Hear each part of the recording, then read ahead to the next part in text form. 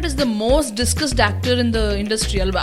ಪ್ರತಿದಿನ ಒಂದಲ್ಲ ಒಂದ್ ಸುದ್ದಿ ಮಾಡ್ತಾ ಇರ್ತಾರಪ್ಪ ಹುಚ್ಚ ವೆಂಕಟ್. ತಮ್ಮ ಕಾಂಟ್ರವರ್ಷಿಯಲ್ ಕಮೆಂಟ್ಸ್ ಇಂದ, ತಮ್ಮ ಹಾಡುಗಳಿಂದ, ಮಾತಾಡೋ ಸ್ಟೈಲ್ ಇಂದ, ಹುಚ್ಚು ವರ್ತನೆಯಿಂದ ಜನರ ಮನದ ಮೇಲೆ ಏನೋ ಮೋಡಿ ಮಾಡಿದ್ದಾರೆ. ಹುಚ್ಚ ವೆಂಕಟ್ ಅಂದ್ರೆ ಮೀಡಿಯಾಗೆಲ್ಲ ಹೈ ಅಡ್ವಾಂಟೇಜ್ ಟ್ರಂಪ್ ಕಾರ್ಡ್ ಇದ್ದಂಗೆ.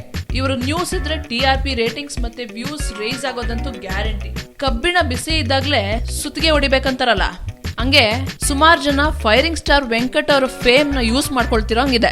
ಮೊದಲು ಪರ್ಪಂಚ ಫಿಲ್ಮ್ ನಲ್ಲಿ ವೆಂಕಟ್ ಅವರ ಹತ್ರ ಹುಟ್ಟಿದ ಊರನ್ನು ಬಿಟ್ಟು ಬಂದ ಮೇಲೆ ಅಂತ ಸಾಂಗ್ ಹಾಡಿಸಿದ್ರು. ಮತ್ತಿವಾಗ ಫುಡ್ ಕಾರ್ಪೊರೇಷನ್ ಆಫ್ ಇಂಡಿಯಾದ ಡೈರೆಕ್ಟರ್ B. ವಿಜಯ್ ಕುಮಾರ್ ರವರು ತಮ್ಮ ಮುಂದಿನ ಮೂವಿ ಡಿಕ್ಟೇಟರ್ ನಲ್ಲಿ ವೆಂಕಟ್ ಅವರನ್ನ ಲೀಡ್ ರೋಲ್ ನಲ್ಲಿ ಕಾಸ್ಟ್ ಮಾಡ್ತಿದಾರಂತೆ. ಹುಚ್ಚ ವೆಂಕಟನ್ನ ಇನ್ಮೇಲೆ ಡಿಕ್ಟೇಟರ್ ವೆಂಕಟ್ ಅಂತ ಕರೀತಾರಂತಪ್ಪ.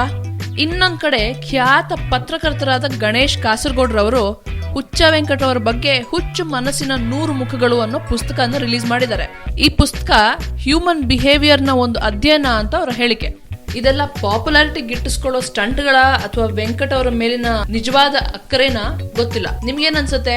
ನಿಮ್ಮ ಅನಿಸಿಕೆಗಳನ್ನ ಕಮೆಂಟ್ಸ್ ಬಾಕ್ಸ್ ನಲ್ಲಿ ತಿಳಿಸಿ. ಮತ್ತೆ ಸ್ಯಾಂಡಲ್ವುಡ್ ಸೆಂಟ್ರಲ್ಗೆ ಸಬ್ಸ್ಕ್ರೈಬ್ ಮಾಡಿ. ನಮಸ್ಕಾರ. ನಮಸ್ಕಾರ, ನಿಮ್ಮ ಉಪೇಂದ್ರ ಮಾತಾಡ್ತಿದ್ದೀನಿ. ಸ್ಯಾಂಡಲ್ವುಡ್ ಸೆಂಟ್ರಲ್ ಈ ಚಾನಲ್ನ ನೀವು ನೋಡ್ತಾ ಇದ್ದೀರಾ. ನೀವೆಲ್ಲರೂ ಸಬ್ಸ್ಕ್ರೈಬ್ ಮಾಡಿ, ಈ ಚಾನಲ್ನ ಜಾಸ್ತಿ ನೋಡಿ. Thank you.